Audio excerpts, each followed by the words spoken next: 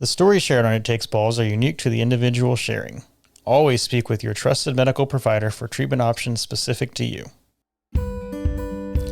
Welcome back to It Takes Balls, presented by Testicular Cancer Awareness Foundation. We're a week into Testicular Cancer Awareness Month, and joining me today is Brian Sluga. He's joining me from Florida. Brian, thank you so much for being here. Sure. Nice to be here. So, Brian, tell me a little bit about yourself before we get into it, because I know you were diagnosed at least 40 years ago, right? Yes. I was, I'd been out of high school not very long. I went to a junior college. I had several, I was a runner. I had several track and cross country scholarships, and I decided to stay local. And so I hadn't been 21 for just, I don't know, less than 60 days. And it was the junior colleges in Illinois. It was that cross country meet that to qualify for state or for nationals for junior colleges. So, we didn't qualify, and I was a little bummed. So because it was kind of a commuter college, I lived with my folks, and I went home, took a shower. And when I got out of the shower, something didn't feel right. And so my dad was out mowing, and I said, "Hey, come in here." And I told him, and it was a very kind of mind blowing. So he said, "Get in the car, and we're going to go to our doctor." So I went to our family physician, and he examined me, and he said, "Oh, you need to see your urologist stat." And so I saw a urologist in like that hour, and in like 12 hours, I was on an operating table, and yeah, that fast. So, I mean, it was only 50 years ago that like Dr. Einhorn and these guys kind of came up with the treatment for testicular cancer. So, I mean, 40 years ago, all of that was really fresh. I don't know like when the first orchiectomy was done, but it was like 50 years ago for the chemo. So like how aware were you that testicular cancer was even a possibility? Had no idea. I mean, I felt something that wasn't, there was a little pain, and it scared me. I had no idea. I had never heard of it. The Brian song about,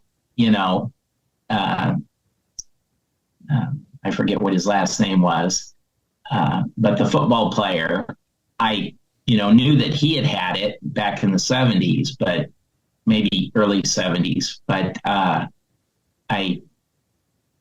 it was like, really? What is that?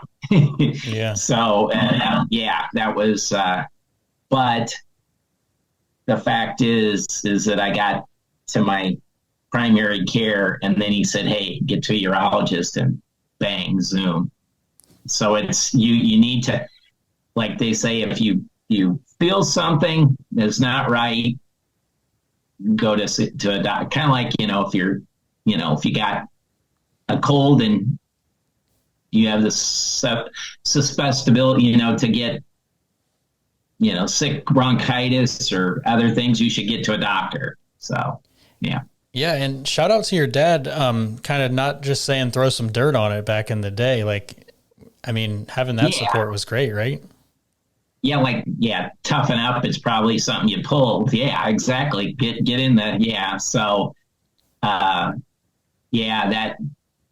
never forget that day, because we didn't qualify, and then bang, Zoom, So what exactly was it that did you say it was enlarged, or it was painful?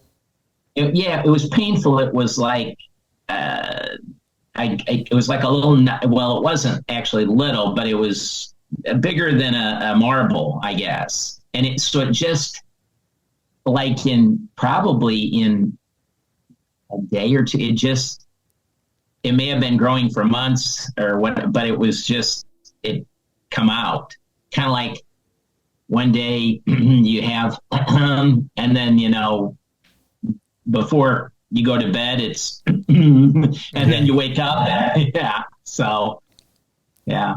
So talk to me about like the first time you heard the word cancer. Was it like, did your primary kind of say like, oh, it might be testicular cancer? Was it the urologist that said it might be cancer, or was it after No, the pathology? yeah. So when I saw the urologist, he examined me and he put me.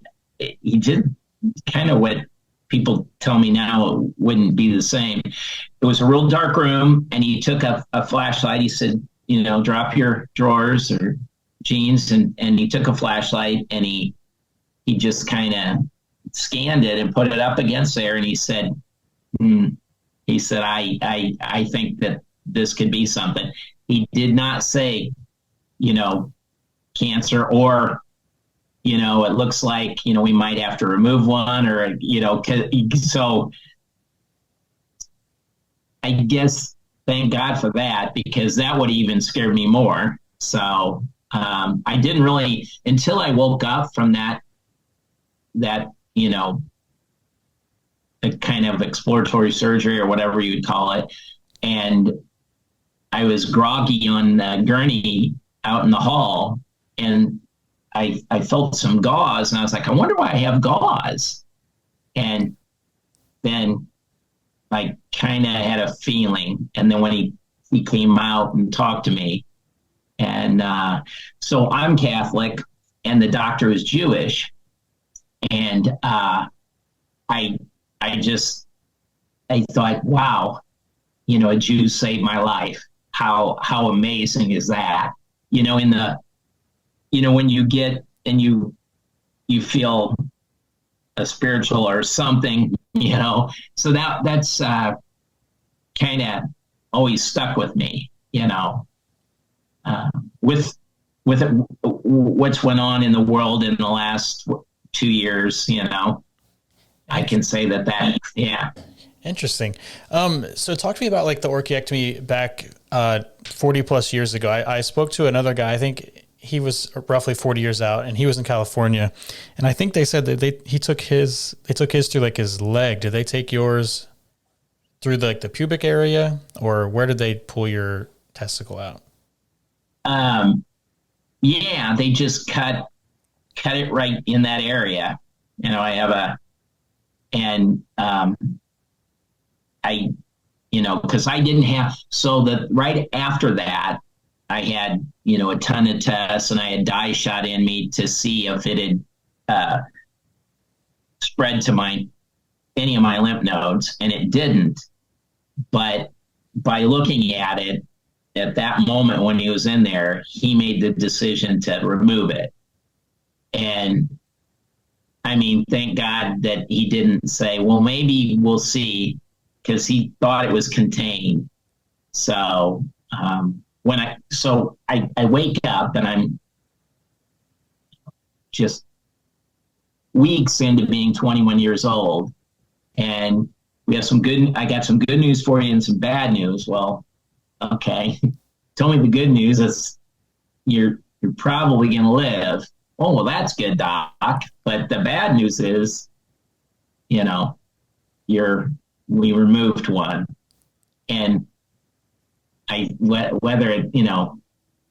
I've read stories of, 13, 16 or 21, just, weeks into being 21, it's not a good conversation to have, really. Yeah. So did they do the incision right on your scrotum? Yes. Interesting. Yeah. Okay. Wow. And at that, yeah. And but I had a feeling when I woke up and I was groggy, there was something not right. Because I was like, why would there be a bunch of gauze in that area and not, I don't know, maybe, I guess, and not just like sewed up and they didn't find anything. Or I wasn't, it all happened so fast. Yeah. What did the plan look like after the orchiectomy? Was it the same kind of plan that they have now with the 5-year surveillance, or were things different back then? Well, so after that, he wanted to see if it spread. So I had what they call a lymphangiogram. And my cousin is a radiologist, her and her husband, and they're like, they don't really do those anymore. So first they took these very fine micro little needles, like 4 of them, and they put them in my like the webs of your toes. Mm-hmm. And I was laying down, and they shot this dye in me. So my legs got all numb, not like numb, like real tingly a little. And they shot this dye all through my body, and my legs turned blue, like a Smurf. For about 3 months, I had blue from like, not my quads, but like my calves, all of them. And then they run a bunch of tests, and they could see that they thought that it hadn't spread. But what they did was they cut me open. I have a 13-inch scar, and now it's laparoscopy. So they cut me open to remove my lymph nodes up here and in my lower stomach, and then in my groin, to see, because that's the first thing is, then it just, cancer wants to go to lymph nodes in your body, and then it spreads. So I have this long scar, and I see it every day, and I will until I die. So it's been it's not something that I would necessarily think about every day, but each week I think, I thank God, wow, I'm alive. So if I didn't have that, maybe there would be long periods, Yeah. So they did like what sounds like a retroperitoneal lymph node dissection. Maybe it was a different name, but they removed the lymph nodes. So what stage were you? Did they give you a stage? No, because when he removed it, so he made the decision that it was contained. He thought completely, but he had to do the lymphangiogram to remove my lymph nodes to make sure, because they couldn't. From what I remember, is they couldn't just say, well, it looks like it didn't spread. We'll just do CAT scans and MRIs every 3-6 months a year. So so I have this big scar, but the toughest thing, other than knowing that, wow, this happened to me, and then emotionally it does a number on you, but so they couldn't give me anything when they put little, they had to cut, just put little cuts. They're like a half an inch at the top of just above the web in your feet. It sounds like medieval torture or something. Yeah. And so the little needles that went in, they didn't like really hurt. So they took the needles out, but then this big husky aide come in, and he said, now I have to sew you up. And I'm like, sew me up? What are you talking about? And they couldn't give me anesthesia or Novocaine or anything pain. They had to sew up just above the web on both of my feet. And that I felt like I literally had touched the sun. I never felt pain in my life anywhere like that. So, but they don't do that anymore, because I think they found a way to get the dye in you without that. So that's wild. Yeah. So how long after your orchiectomy was this abdominal surgery?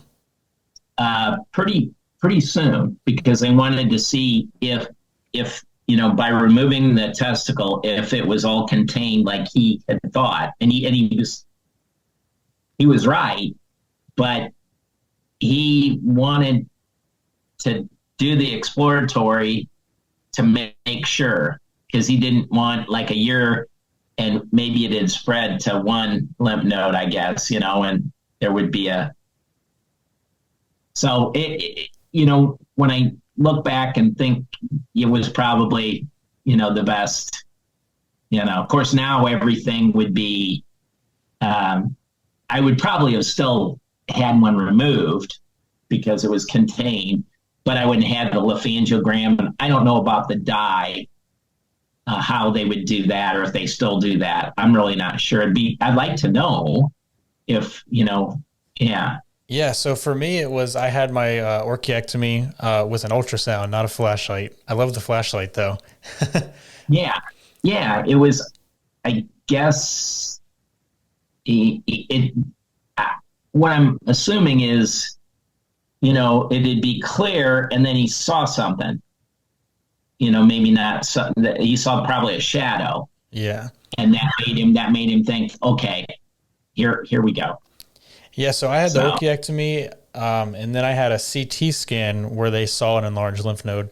So then I had chemo. So, and then there was still a residual, like kind of little bit of a large mass after chemo. So then I had what sounds like the surgery that you had a similar version of. So I think that it sounds like things have kind of evolved, which is a good thing. Yeah, exactly.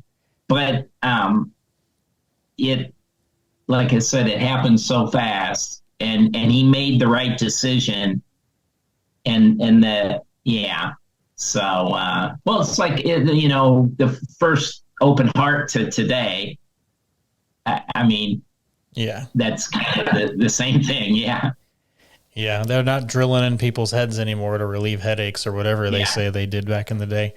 Yeah. Do you have any side effects from the abdominal surgery? Because I know even still today, talking about advancements in technology, like still today, there are urologists who don't do the retroperitoneal lymph node dissection all the time. And therefore they can have the side effect of retrograde ejaculation where they have to cut a nerve. So anything like that after yours? No.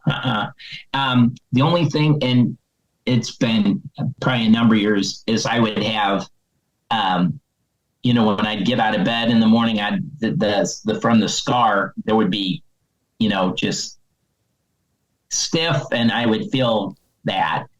And that was what Dr. K told me. He said, you're going to have pains the rest of your life because we cut your stomach lining. But I see a urologist. I don't see him. He retired. But I see a urologist once a year for just the checkup. And so I didn't have chemo or radiation, any treatments, but I would say that just knowing that and the scary thing of, will it come in the other one, that haunted me for a number of years. So I had CAT scan, MRI, sonograms, chest x-ray, blood, like every 6 months for about 10 years. And then from 10 to 15 or 10 to 20, about like once a year, just maybe blood and then, so it was a number of years that my urologist thought, you're probably out of the woods, but it's a good thing to get this, done. Yeah. And, I always say, aside from, having the worst case scenario, of course, where it relapses and everything, I mean, I think stage one maybe is probably one of the worst ways, because then you're just, like you're saying, it's constantly in your head, mental. Did they get it all? Was it just contained? So yeah, I mean, that, I believe you.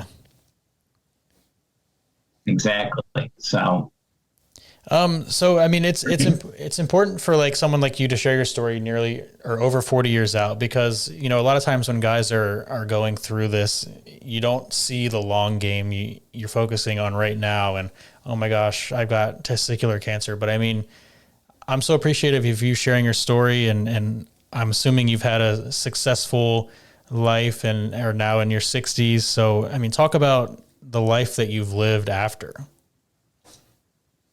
So it's funny because, for like the next, I don't know, about 15 years, but the next 12 years, all my friends that were, runners, and we did, triathlons, and I was on a racing team. They all, got married, and they had, babies and all that. And I just kind of, I wasn't, when I say I partied, I wasn't like, some kid at all these crazy wild parties. I just, I went out and had a group of buddies, and we just went to college parties, and it just, it was just a good time. So I changed my major like 5 times. And, so I got it right. And then when I graduated and I got a good corporate job at Caterpillar, and then, so a little time had passed, and then I met who's now my wife, and, we're married 13 years this April 29th.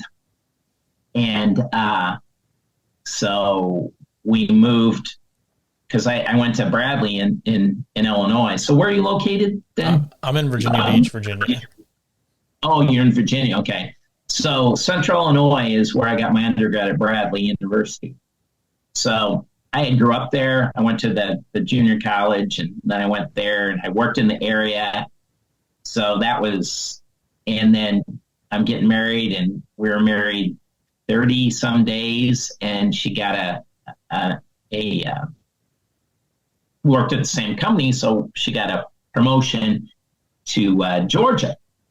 I was like, Georgia, really? Georgia, okay. So we moved to Georgia for about 2.5 years, loved it. Then she got a tap on the shoulder for an international assignment. We moved to Belfast, Northern Ireland for 3 years and 8 months. And then we repatriated. We were in Houston for 5 years during the shutdown and the lockdown. So I said, hey, I think I want to go back to school. I went back and I got my master's in fine arts in creative writing at Lindenwood University, St. Charles, Missouri.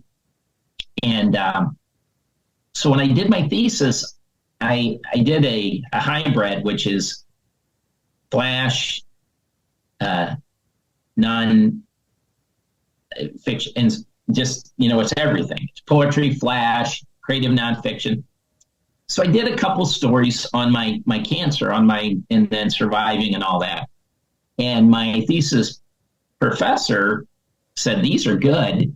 This is what exactly what your program is. This is what people need to hear. Have you thought about lengthening these and into a book? Do you have enough material? I go, do I have enough material? I have stories, and so she gave me the idea. And so that morphed into, after I graduated a couple years ago, to finding, doing research and talking to my doctor and saying, hey, can I use you in this story and that? And then friends that were part of that early experience. And so it's morphed into like almost 40 short stories. And so, excuse me, it's called The Shriek I Do Remember. So that was original story in my thesis. And because just like the title sounds, you can kind of attest. You wake up and they tell you, and I just wanted to grab the handrails and put on some trainers and run out of the hospital. So, so this whole thing has evolved, and now I'm writing this book, and I'm on your program. I'm so excited to share this because no matter, a parent, a young, young teenager, 20s, 30s, if you feel something, say something, right? Or however you want to do it. If it feels not right, then that's when you seek help. Yeah. And this is, we're recording this at the end of February. This is going to come out in April. So where will your book be? Like, where is it out or? Well, no, so I don't have a publisher. I think I'm going to do hybrid because I have, during that whole craziness of locking everything down, I wrote poetry and prose. I published 2 books on Amazon. And so I'm not sure if I want to do that, but I found an editor for my writing group in Fort Myers, Florida. This lady, she's done over 60 books with, different authors. And she's going to take my manuscript and really tighten it up. But she's really excited about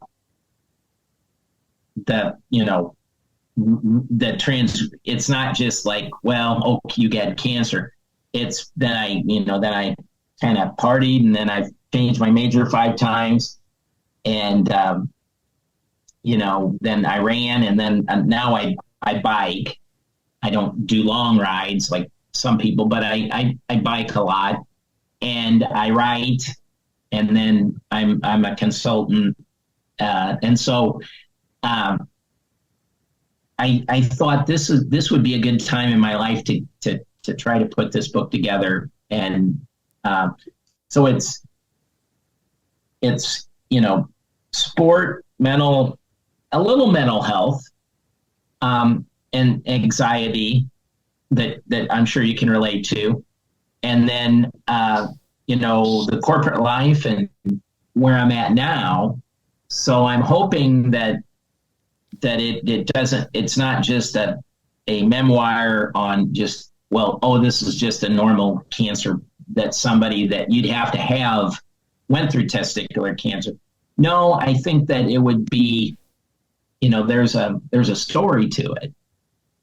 It's my story, but, so right when I had, right after I had the surgery, because I was a runner, that I told, Dr. Kaiserman, I said, am I going to be able to run? And he said, like the wind, he said, you ran before, like nothing's going to change. We're just going to monitor you and with tests and everything. And I said, okay. I thought about it. I said, you know what? I thought about doing a marathon.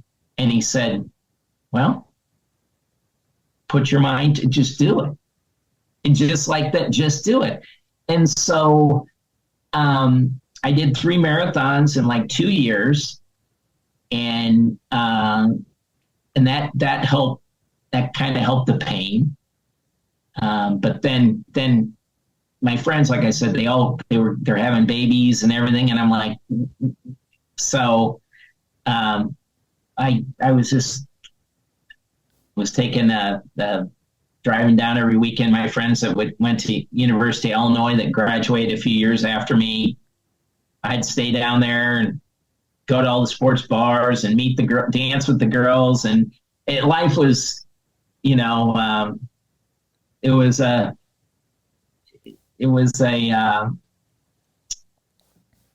was different. Yeah. I didn't have a care in the world. And that was part of the growing process, I think. I didn't just say, well, I'm going to suck it up and I sowed my oats a certain way. Yeah. And I mean, it sounds like you probably touch on this in the book and you kind of just answered it too. But I mean, how do you think that, your bout with testicular cancer has kind of helped shape the rest of your life when you've had adversity? I mean, to have moved all around the the world like that, I mean, I commend you, because for me, like, I'm still almost 5 years out, and I want to keep a steady job for the insurance, and I want to stay close to my doctors. But I mean, moving like to Ireland, like that's it's a big deal. Yeah. So I had been, I mean, pretty much clear before I got married. And, but the thing about where the mental health with me came in, is so my urologist that did the surgery, uh, he, he never mentioned, hey, you know, there could be a chance that you might not be able to have kids. Your sperm count, or however you want to work. There's all kinds of way, medical jargon, right? And I never mentioned that. Never thought. And then my urologist that I still see today, he never really mentioned that, and that's something that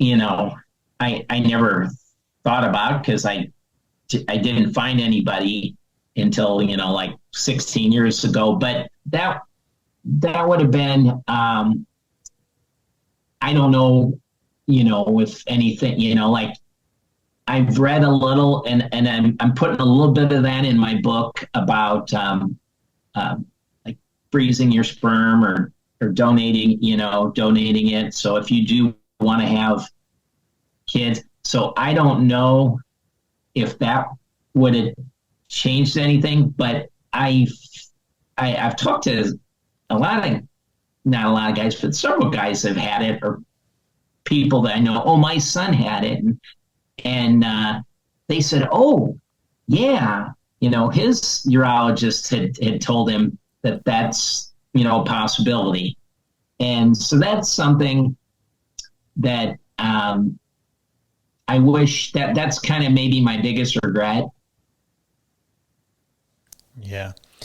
Yeah, I mean, I think the other guy I talked to, Jason Hogaboom, who was also about 40 years out. I don't know if you listened to that episode. That was, I believe, February 1st. He was saying back when he had his orchiectomy, they didn't mention it because, like, at the time, it was only like it could be frozen for like 2 years, which he was like, well, I'm 18, so I'm not going to use it by the time I'm 20. Yeah, maybe that was it. And I've read now that it's very expensive. I don't know, how expensive, but still, I wish that I would have had that discussion. Yeah. So, I mean, I'm happy and healthy, but when think about, then having kids when you get a certain age. And so I don't know, but that's part of my book a little bit, because it's part of mental health. And that's today, I've talked to a lot of people. They said that is going to sell your book, because that's people. It's everything is about mental health today, I guess. I don't read mental health books or anything, but people are drawn to that because everybody seems to have something, right? I mean, you read all the famous people, right? They're all, but there are normal people that have depression, anxiety, and so maybe that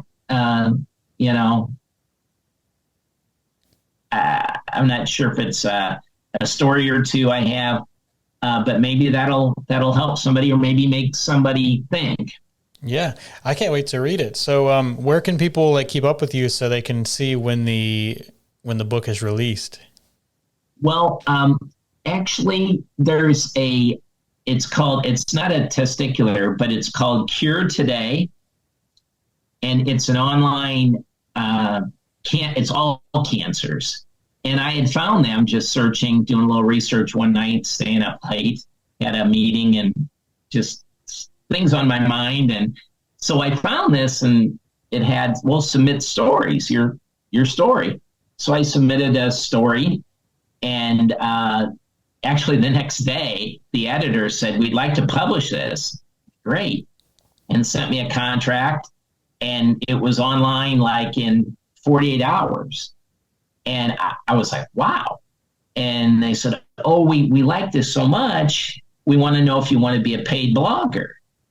And so I'm like, yeah. So I've been thinking about, whether I do it every month or every 6 months, where do I start? So I'm kind of starting because I don't want to start at the end and go back, and then I didn't want to start right in the beginning. So I just submitted something a couple days ago to the assistant editor, and she said, "Oh, good, I'll look at this and I'll get back with you later this week." So, yeah, Cure Today. I don't know if it's curetoday.com, but it's Cure Today, their online magazine. My first, I forget what the story's name is that I had sent. It's on there, but so that's where. I mean, I'm on Instagram, but that's where like my stories about like this program would come into play. Yeah, well, it sounds like you should release it like Star Wars and start with episode 4 and go through the end and then start back at the beginning. Yeah. So I'm so it's just so wild that I went through the lockdown. That the craziness of that actually made me, go back and get my master's and think of teaching, writing, or doing something. And then I, in my thesis, I just thought, I asked her, I said, "Hey, professor, do you think?" "Oh, yeah, definitely. Let's add a couple cancer stories. That would be really good if you feel good about writing about that." And that, I mean, that led to this, and so, maybe, it's not too late, Yeah. to get these stories out. That's awesome. Is there anything else that you want to add that I didn't ask about?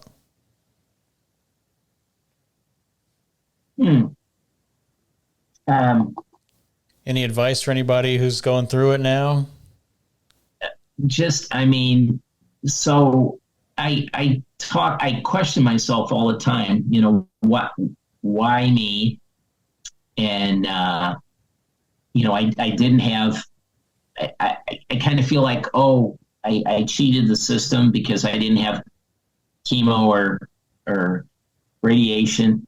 And I still feel like I'm a survivor, and that because some days I'm like, can I call myself a survivor because I didn't have chemo? And my doctor, everybody said, well, yeah, of course. And so that's part of it, because I feel like the years of all these tests to monitor me and give me the all clear were very much pins and needles, not knowing, will it come back on the other side?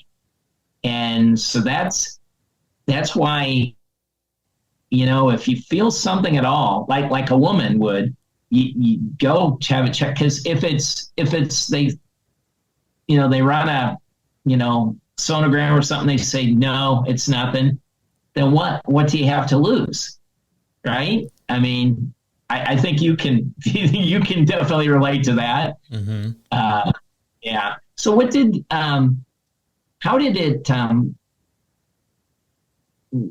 did yours, was it quick like mine, or? Mine was, so I had felt something for like 2 years, which is kind of abnormal because usually it grows kind of faster than that. So for like 2-ish years, I was feeling like my left testicle was getting slightly bigger and more like tender to the touch. And I kept putting off going to the doctor, but every time I would look up, what does this mean? I would see testicular cancer, and I would see that it metastasized like to the back. So one day in 2019, I was driving home from work, and it felt like I had my shirt was like bunched up on my back, and I was like, oh no, that's that's inside of me. So I finally went to the doctor on May 31st, 2019. I had my ultrasound June 4th. June 10th, I saw urology. June 11th, I had my orchiectomy. Started chemo July 15th. Ended chemo October 4th. And then had the abdominal retroperitoneal lymph node dissection on November 7th of 2019. So it was all like the treatment was all within like a 6-month period, but what led up to it, I unfortunately let it go on a little bit too long and it had spread. Wow.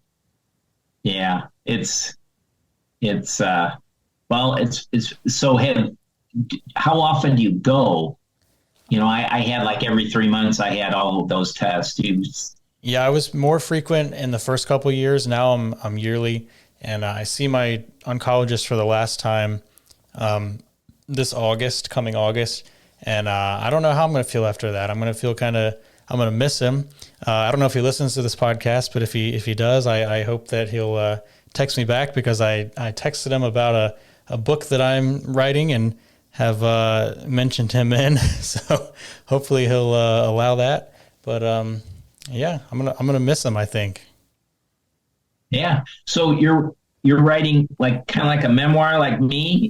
So mine is, my wife and I have written a children's book, and this is breaking news on the podcast here. I haven't mentioned this, so I might cut this part out or not. I don't know. I have to talk to her and see how we're gonna do it. But it's a children's book. Cool. It's about golf. So it's about a little boy who is playing golf, and his lucky balls have issues on the day of his first big tournament. So he goes to the pro shop where he meets Mark, who's named after my oncologist, and the Mark fixes them all up, and he gets back on the course, and I won't spoil the ending, but yeah. So I actually today, I think I finally got the copyright for it, and then my brother is illustrating it. Wow, man. Yeah, I definitely want to. Yeah, I want to know about. We'll have to keep in touch, because that's really. Yeah. I think I'm going to do that's cool. I'm going to do the Amazon thing, and because that just seems like the easiest, and yeah. Yeah, if you want to get your story, your words, or whatever kind of writer, if you want to get it out, then that's the quickest. And realize that you're your own marketer. I mean, my first poetry book, I sold 113 copies. And then my second one, like 180. And, you think, and I've had people say, wow, that's great, because, all your friends, your colleagues, your professor, and then a few other people around the world maybe. But like to get, to sell 10,000, that's when you self-publish. But you're probably like me. I mean, you have to understand, you're not going to make money at it. I mean, I write for it's my little therapy, per se, of life. Some days it's the corporate world, it could get you, and I would just come home and just write. And then I started entering contests. I enter about 200 contests a year. And I've been doing that for about 10 years. And, you win $25, $50 there. And then, you sell your books. But your book sounds very, very interesting. Mine is about my story and a memoir and mental health and that. But there's a twist to yours. Yeah, I mean, I don't plan on being a New York Times bestseller or anything. I don't plan on making any money, and any money that I do after I recoup my initial investment is going to go back to Testicular Cancer Awareness Foundation. But the goal, I think, is to mainly have guys who have had testicular cancer and who have sons who are at just a little bit of a higher risk. They can read it to their sons. So I think the plan is going to just be buy author copies on Amazon, and then try to distribute them to like the cancer centers so they can give out to their patients who have kids. Yeah. Yeah. And that's, yeah. that's how just spread the word. And then, hey, and if that, gets a little traction, then you could have, write a second one or a follow-up, and you'll feel good about it. That's the thing of telling, but especially when you're trying to have a little twist with a children's or an adolescent, but whatever. And yeah. Well, that sounds really cool. Yeah, just trying to plant the seed for early detection. Yeah, exactly. And it's never. Yeah, I just can't.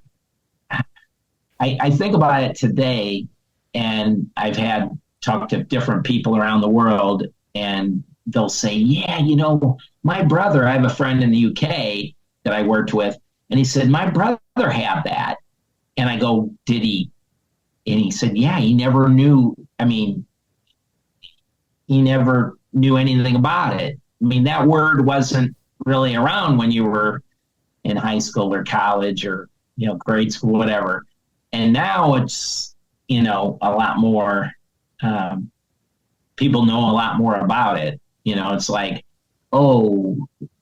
there's Parkinson's and there's high blood pressure, and it goes on and on. So, yeah, it's all about that early detection. And then if it isn't anything, then you can say, oh, I was a worrywart. And if it is, then it's good to get in there. Yeah. Well, that's breaking news on this podcast about the children's book. I may or may not cut this part, so TBD. But Brian, thank you so much for being on It Takes Balls. I appreciate it so much. For more information and resources for your testicular cancer journey, visit testicularcancerawarenessfoundation.org. You can also follow us on social media at Testis Cancer. We're on Facebook at Testicular Cancer Awareness Foundation.